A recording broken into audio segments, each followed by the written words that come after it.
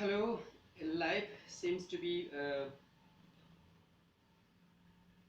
quite tough and difficult till now. Things have not yet settled. The problem which began in the month of March really drastically in India still continuing, and it seems it is not over.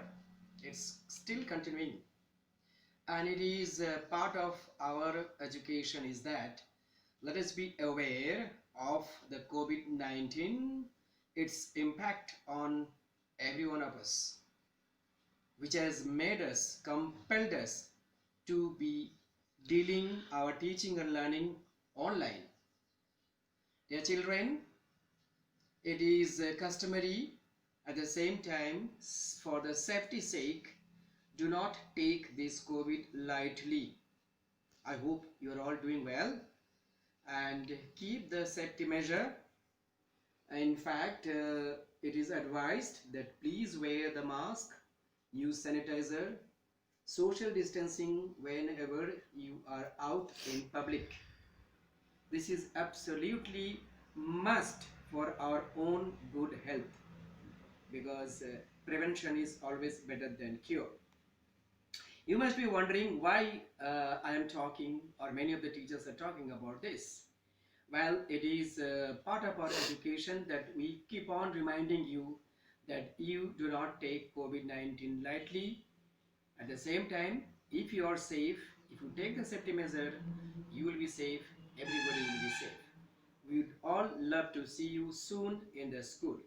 So let's continue with our topic. We have started the chapter transport system of India, and we are in the last part of the chapter, that is the airways. So we'll be discussing about the significance, the features and the characteristics of Indian Airways transport service. So you must be noticed that we are already in the seventh assignment of the second semester. Transport system is continuing, and today will be, as I said earlier in the beginning of this session, we will be discussing about the airways.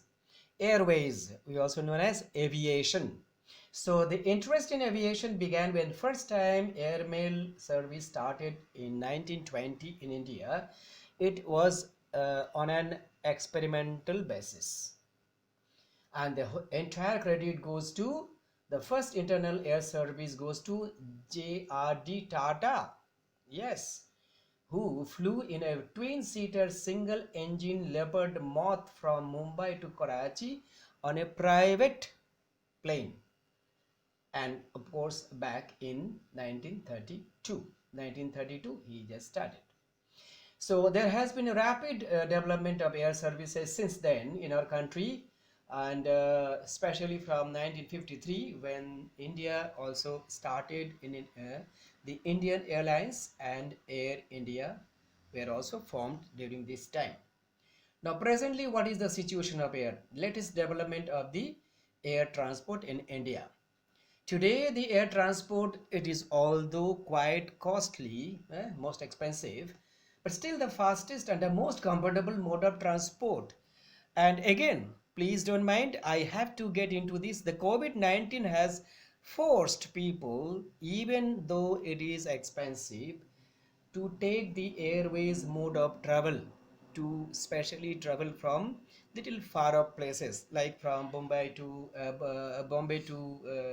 say Kolkata, say Bombay to Delhi, and you see the transport is not still is fully normal, but anyways, uh, airways, you know, it is the most convenient way of traveling, fastest way. It has got its disadvantages that we'll come to know later. At the time of partition, means India and Pakistan, etc., there were four companies, but after nationalization in 1953, two corporations were formed. the Air India International and the Indian Airlines. These are the two.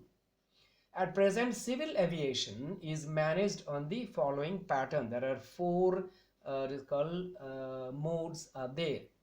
Air India, it operates from international airports, and it main services are to USA, Canada, Europe, Russia, and Gulf. So it is not so much of internal. It is called domestic. Okay. Now Indian Airlines handles domestic traffic and carries passengers, cargo, and mail to different parts of the country. So it is also provides services to 12 other countries, our local close our neighboring countries, like Pakistan, Maldives, Nepal, Sri Lanka, Malaysia, Bangladesh, Thailand. They are not very far away. Air India travels to international to far off countries, USA, Canada, Europe, whereas Indian Airlines domestic service mainly, but it is also it can give service to the our neighboring countries. Then there is a new, what is called mode of air service, that is Vayudut.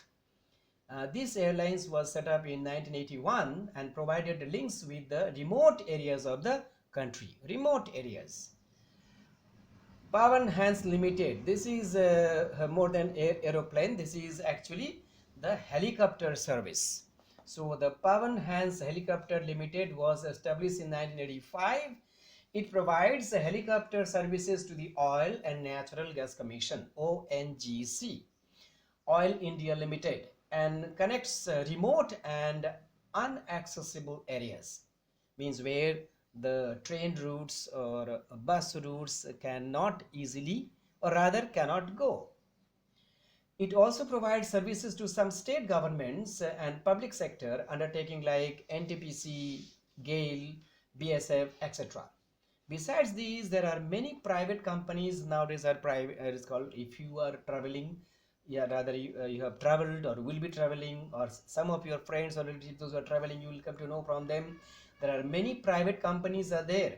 Some of them are Indigo. Yes, if you go from say Ranchi or to from Kolkata to Bangalore or say Mumbai, nowadays Indigo is giving a very good service. Then Go Air, Spice, Jet, Kingfisher, etc. etc. These are all private. However, the Indian and recall civil aviations are serving under these four major modes. Air India, mostly for international purpose. Indian Airlines, it is domestic as well as our neighboring countries. And then we have got the Vayudut that reaches to remote places of Indian regions. And then Pawan Hans Limited, it is mostly it is the helicopter service is taken or given. Now, what are the advantages of air transport? Air transport is the fastest mode of transport. That's a very good advantage. Air transport is free of mountain barriers or the most difficult terrain. It can fly over the mountains, the forest, or the rivers, or the deserts, etc. etc. Remote places also can be reached by the air transport. So once you just go through it, your common sense, your presence of mind itself will tell you the advantages of air transport is in which way this transport is better than the other modes of transport like railways and waterways, roadways, etc. Now the disadvantages also there, because air transport is expensive. It is not everybody's cup of tea, but then well, now if there is a need, it will be surprising that sometimes the air ticket becomes little less than the some of the very gorgeous trains, very good trains. The first class good trains may cost you some 7,000, 8,000, whereas air ticket may cost you just 4,000. It's possible. So, but still, it is more or less understood that air traveling by air is rather expensive. It is one of the disadvantages of air transport. It has limited carrying capacity. If a train can carry say more than 1,000 people, obviously there are only few airlines which can carry more than 1,000 people. Otherwise, mostly it is less than that. The weather also sometimes can hamper the smooth transporting of airs. Okay, now in India we have got a few international. You see, there are 21 names are here, but even maybe more than that. But there are international airports in India, not just the four major metropolis are having the international airport. See, these are the names of all the places. This is still 21. That means Ahmedabad, Amritsar, Bengaluru, Chennai, Cochin, Goa, Guwahati, Hyderabad, Kolkata, Mumbai, Delhi, Thiruvananthapuram, uh, Thiruvananthapuram, that is in Kerala, Port Blair, that is in Andaman and Nicobar Island, Calicut, again is in Kerala, Nagpur, Jaipur, Lucknow, Varanasi, Tiruchirappalli, Coimbatore, and Srinagar. So these are all international. That means in India, the aviation means airways transport has become quite popular and famous. Now we have actually finished the airways transport system in India. Now we have also finished the entire chapter. I just remind you, rather draw your attention that in your ICC exam paper, you may get a question which is called the picture-based question. It can come from any chapter. This time in the first semester you got it from the agriculture, if I'm not mistaken, but it can come from any chapter. So suppose from this particular chapter you get a question and you are given this picture. I hope you know, you can identify what picture it is. I hope you know what picture it is. Now nobody will ask you what is the transport or mode of transport is being explained here in this picture. No, they will not ask you. They'll ask you the question on the basis of this picture. What is the picture question? In which part of India is this means of transport most popular? So that means, girls and boys, when you are getting the instructions from the book as well as from our video, the theory part, your question may go beyond.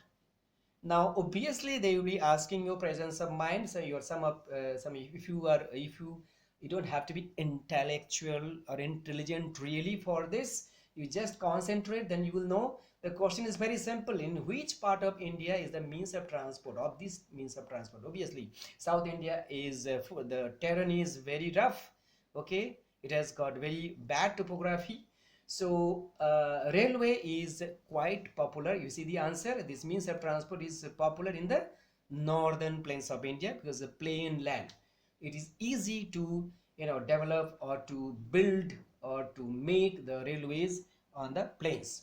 Second question of this picture: give two purposes for which the means. Now your theory is coming. What are the advantages of railways? Obviously this is the answer is given. It is both way. It is carrying people and goods. Now next one is, what is the disadvantage of this kind of mode of transport?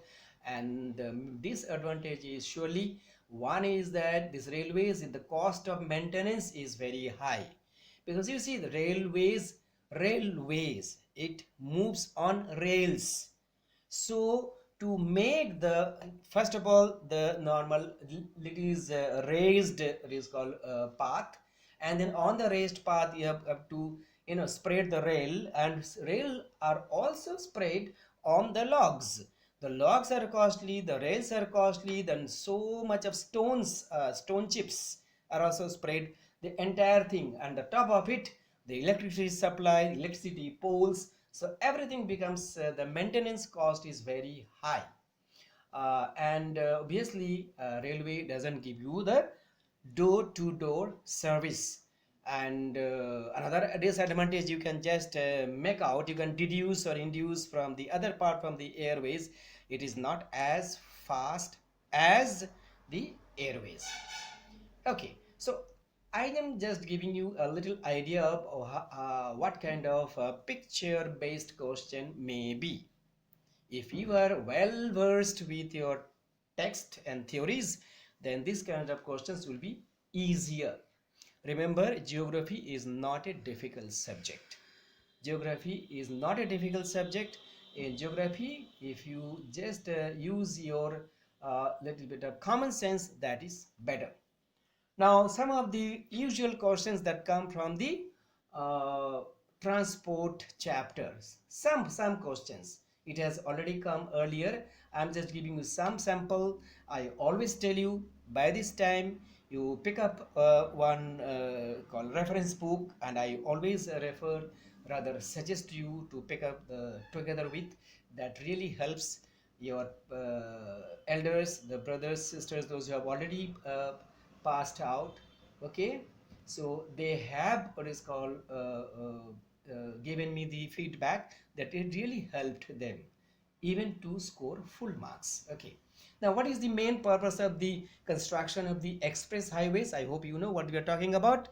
We are talking about the roadways. This is the latest mode of roadways, express highways.